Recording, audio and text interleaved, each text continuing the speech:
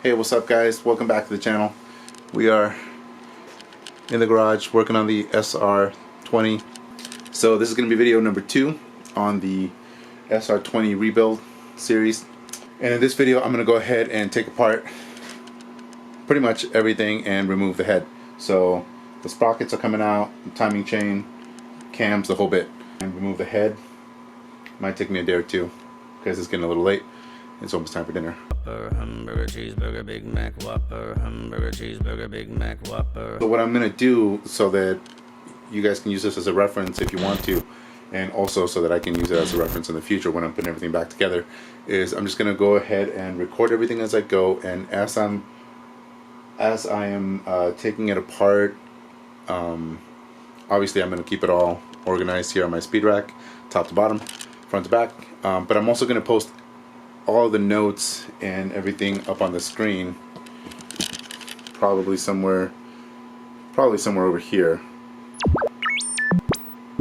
And then after that, it'll probably bounce around a little bit. So I'll put up information like, you know, which order to remove your bolts and how to remove them if there's anything specific. So enough talking, let's get to work.